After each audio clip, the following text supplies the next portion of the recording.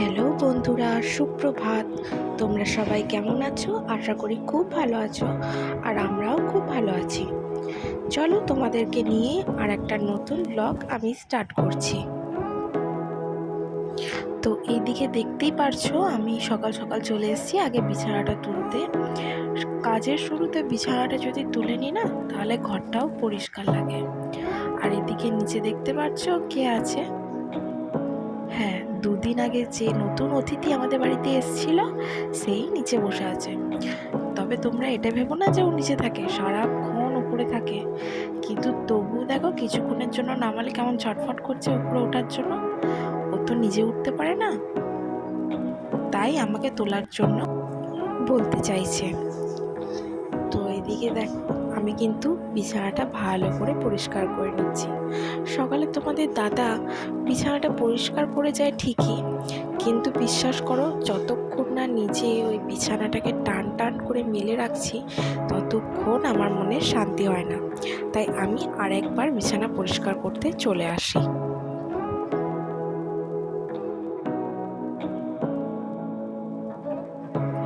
আর দেখতে পাচ্ছ তোমরা কেমন আমার পায়ে পায়ে ঘুরছে। ওর একটাই বক্তব্য যে ওকে উপরে তুলে দাও। ছোট মানুষ, উপরে তো উঠতে পারে না, তাই একজনের সাহায্য নিয়ে উঠবে।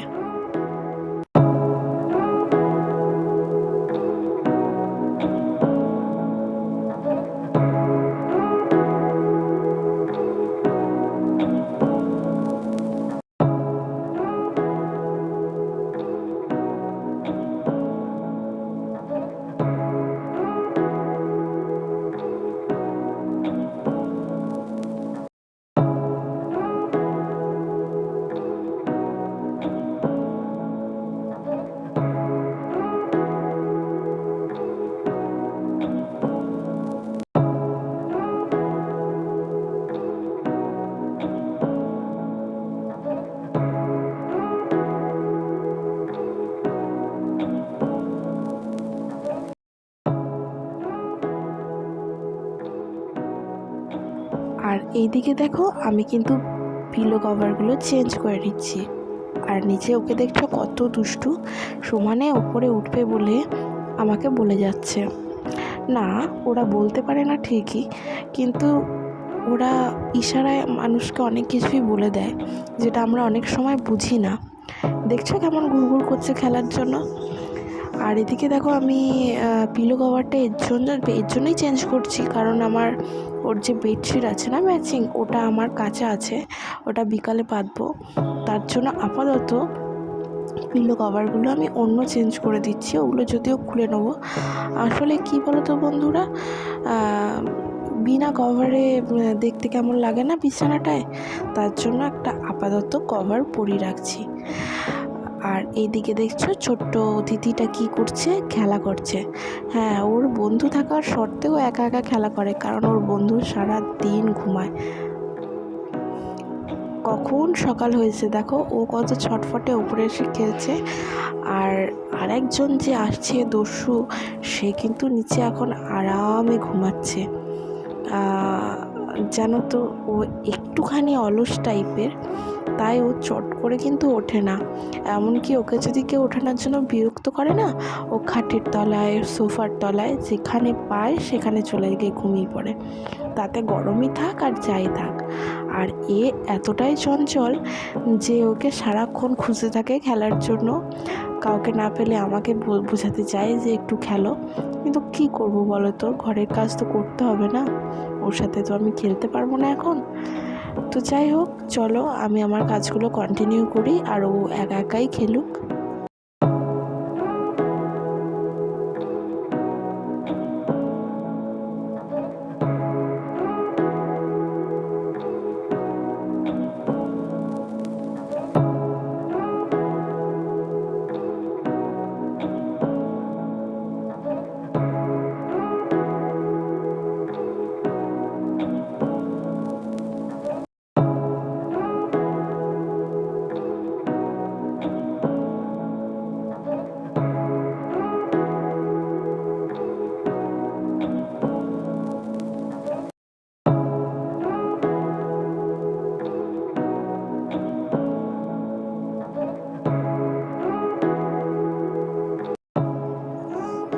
তো অনেকক্ষণ পর এত আওয়াজে আমাদের যিনি মহারানী আছেন তিনি কিন্তু ঘুম থেকে উঠে গেছেন।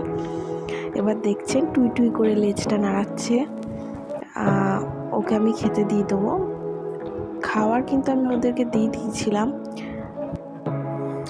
ওদেরকে কিন্তু আমি খেতে দিয়ে চলে এসেছি। আর এখানে এসেই যেগুলো কাচবো সেগুলো একটা ব্যাগে ভরে রাখলাম, আর বিছানাটা ভালো করে ঝেড়ে দিচ্ছি। এই ঘরটা সেরকমভাবে ব্যবহার হয় না, খালি যখন পুজো দিতে আসি তখন একটু ব্যবহার হয়, আর লোকজন এলে ব্যবহার হয়, নাহলে ঘরটা একদমই ব্যবহার হয় না, বন্ধই থাকে।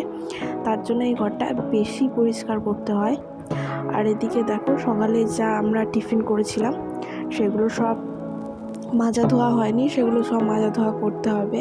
টেবিলটাও পরিষ্কার করে নিতে হবে। ও ডিউটি চলে যাওয়ার পর আমি এই কাজগুলো আস্তে আস্তে করি। আর এইদিকে দেখো আমি টেবিলটা কিন্তু পরিষ্কার করে নিচ্ছি, কারণ যেহেতু দুপুরে আবার খেতে হবে, তাই এইখানটা পরিষ্কার করে নিচ্ছি ভালো করে, ততক্ষণে কিন্তু শুকিয়ে যাবে।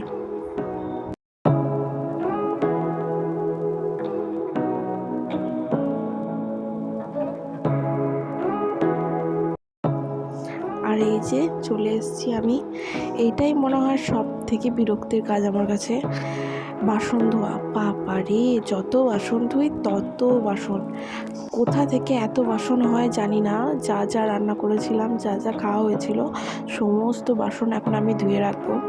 জানো তো বন্ধুরা, রাতের বেলা আমি সমস্ত বাসন ধুয়ে রাখি, কারণ একসাথে অনেক বাসন হয়ে গেলে আমার প্রচণ্ড ভয় লাগে যে কীভাবে তাকে ধোবো আমি। তাই আমি খেপে খেপে যে টাইমে খাই তার 1 ঘন্টার মধ্যে সেই বাসনগুলো আমি সমস্ত ধুয়ে রাখি।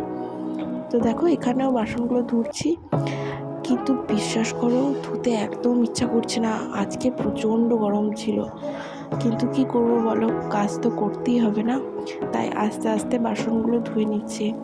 আর তোমরা আমার মুখ দেখলেই বুঝতে পারবে যে কতটা গরম পড়েছে। এইদিকে আমার বাসন ধোয়া কমপ্লিট। হ্যাঁ, ভিডিওতে যত তাড়াতাড়ি বাসন ধোয়া হয়েছে, আসলে কিন্তু এত তাড়াতাড়ি বাসন ধোয়া হয়নি। অনেক সময় লেগেছে বাসন ধুয়ে, গ্যাস পরিষ্কার করে, নতুন করে সব করতে। দেখো আমার সমস্ত কাজ হয়ে গেছে।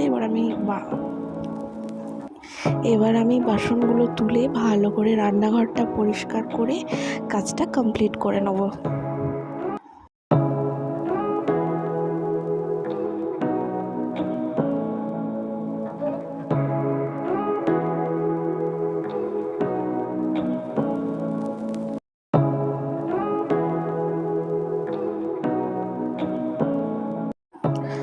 চলো, রান্নাঘর আমার পরিষ্কার করা কমপ্লিট। এবার আমরা চলে যাব সোজা ঘর মুছতে। সকাল উঠে ঝাড়ু দিয়ে নিয়েছিলাম ঘরে, এরপর ডাইরেক্ট মুছে নেব। প্রথমেই আমি রান্নাঘরটাই মুছি, কারণ আমার কাছে রান্নাঘরটাই আগে পরিষ্কার থাকা দরকার। তাই রান্নাঘরটা আমি আগে মুছে নিই, কারণ ওটা তাড়াতাড়ি শুকায় না ঘরটা, যেহেতু রান্নাঘরে কোনো ফ্যান নেই। তাই রান্নাঘরটা মুছে আমি বাকি ঘরগুলো মুছে নিই।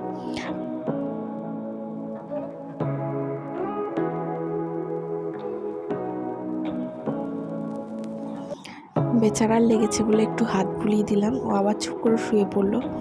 এদিকে পাশের ঘরটাও পরিষ্কার করে নিতে চলে এসেছি। জানো তো বন্ধুরা, আমার কাছে ঘর মোছা মানে একটা বিশাল বড় ব্যাপার, কারণ আমার ঘরে যে 2টো দস্যু বাচ্চা আছে না, আমাকে ঘর মুছতেই দেয় না। তোমরা দেখবে যখনই ঘর মুছতে আসি 2জন মিলে মারপিট শুরু করে দেয়। এই ঘর থেকে ও ঘর, ও ঘর থেকে এই ঘর, লাফিয়ে লাফিয়ে বেড়ায় বাঁদরের মতো।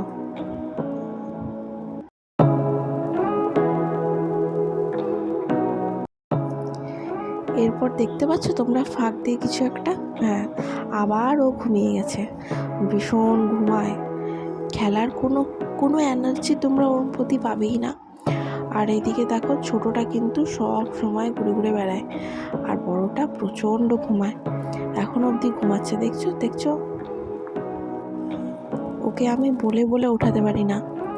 দেখো সমানে কিন্তু আমি বলে যাচ্ছি ঘর মুছতে মুছতে যে পোকো ওঠ ওঠ। তারপর অনেক বলার পর যখন জোরে বললাম তখন উঠে চলে গেল। তো আমি মোছাটা কমপ্লিট করে নেবো। আর এইখানে দেখো মুছবো কি, 2জন মিলে কি করছে তোমরা দেখো। এতক্ষণে মনে হয় এনার্জি বেরিয়েছে, ঘুমটা কেটেছে, তাই 2জন মিলে খেলা করছে। এইভাবে তোমরাই বলো, ঘর কি পরিষ্কার করা যায়? তোমরা বলো তো, এদেরকে আমি কি করব? 2জনেই কথা শোনে না।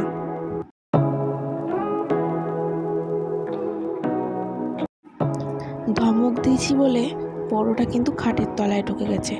আর ছোটটাকে দেখছো, ও কিন্তু সমান নিয়ে ছটফট করে যাচ্ছে যে আমি কখন বেরোবো আর ও কখন ঘরে ঢুকে ওর সাথে খেলবে।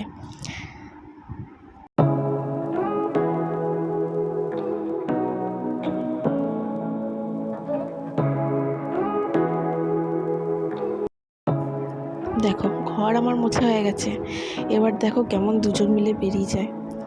সারাক্ষণ ওরা এরকম করতে থাকে জানো। দেখো দুজন মিলে বেরিয়েছে, এবার দুজনে আবার ওরকম লাফালাফি করবে। এই দেখে দেখি আমার সারাদিন কেটে যায় সত্যি কথা বলতে।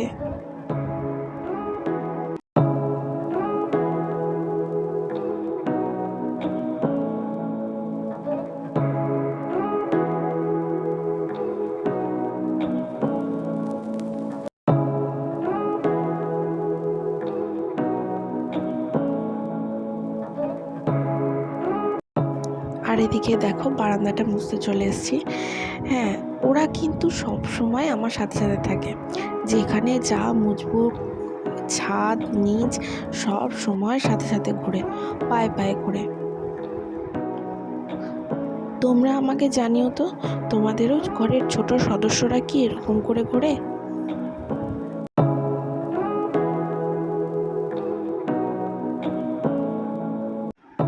এদিকে দেখো কাজ কমপ্লিট করে চান টান করে কিন্তু আমি পুজোটা করে ফেলেছি, যেটা তোমাদের সাথে আমি শেয়ার করতে পারলাম না, তার কারণ আমার খুব খিদে পেয়েছিল।